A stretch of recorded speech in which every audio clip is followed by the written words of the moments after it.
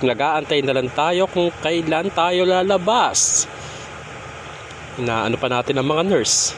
Sa mga oras na yan ay tulog pa ang aking asawa. At pares kami naghihintay kung kailan kami tatawagin. Bali sa nakikita nyo ngayon ay kakain ng aking asawa. At syempre, paborito na naman niyang kakainin niya. Bali, pababa na pala ako ng hagdan niyan at ako'y lalabas dahil ako'y nautusan para bumili ng kanyang makakain na naman. Ay, pagod na ako. Bali, habang palabas ako ng hospital, nakakita ako ng saging. Kakainin ko na lang siya habang naglalakad dahil bibisitahin ko rin ang aking mahal na motor. Yan ay nasa parking lot at sinisure ko lang na nasa maayos siyang kalagayan. Habang maaga pa, yan ang aking paboritong kinakain. Saging sa umaga. Dito nga pala ako laging kumakain sa karinderya nito kay ate. Dahil mabait siya. Minsan nga binibigyan na lang ako eh. Pero syempre joke lang yun. Binabayaran natin. Lagi na lang ako pupesto sa kanila. At depende rin kung kailan tayo makakapwesto. Dahil laging may tao dito sa pwesto niya. Unang kagat, kamot agad. At ayun na nga, dala-dala ko na ang paboritong pagkain ng aking asawa. Kumakain na siya sa mga time na yun, pero mukhang tulala pa siya at di siya makapaniwala na nakabili ako ng paborito niyang adobong baboy. Mga oras pala na to ay may event raffle dito sa hospital.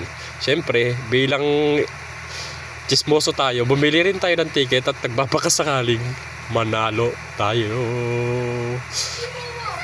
Tinatawag na yan ang first, ang second, third prize kasi mananalo siya ng iPad at sa kasabang palad hindi tayo pinalad. Aantayin na lang natin ang second prize na laptop ang prize. Palitong si Manong, sayaw ng sayaw sa harapan ko. Paano ako makakanood yan? Atrebido, hindi mo na lang kaya kunin lahat ng presyo. Second raffle, laptop for the go. At ayun na nga mga bok, ako'y naghihintay at umaasa na naman na baka ako ay manalo. Laptop din to. As usual, si Manong na naman na nasa harapan ko ay di na naman mapakali. Akala mo talaga siyang siguradong mananalo. Sana manalo ka. Ang main event, ang first prize na motor na Pasio. Lahat naman siguro ng sumasali sa raffle nagbabaka sakaling manalo at isa na ako doon. Ayan ang mga bok, matagal-tagal lang hinihintay ko niyan dahil hindi ko sure kung pwedeng mag-video dito sa hospital. Pero since event naman to, pwede naman siguro. Kabado 20 ako dyan. Dahil di pa tayo sanay mag-video, medyo nahihiya pa tayo dyan. Siyempre, inaabangan ko na rin ang video. Baka nga ako'y tawagin. At magwawala talaga ako sa saya.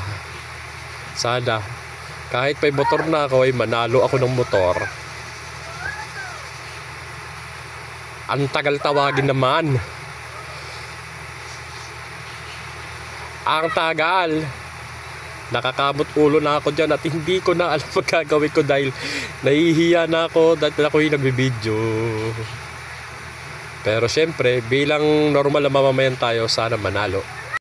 Sa mga oras na yan ay umakyat na ako dahil hinahanap niya na ako at hindi naman ako nanalo dyan. Pangit ang binalita ako sa kanya.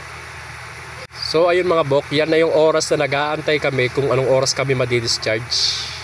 At hindi rin namin alam kung kailan kami i-discharge. Pero masaya dahil alam naman namin na anong umang oras ay makakauwi na kami. So ayun na nga, dumating na ang kanyang bunsong kapatid para samahan kami sa pag-uwi. Siyempre, lagi may alalay sa sasakyan at ako'y naman magmomotor pa uwi. Ang lakas ng ulan ng mga time na yan, mga bok. Isisit, pansit mga bok, kahit malakas ang ulan, uuwi na tayo. Bit-bit ko pa ang aming baon. So the last part is nakauwi na tayo at ako'y umiinom ng nilagang sambong at guyabano at bayabas. So, bukas ulit.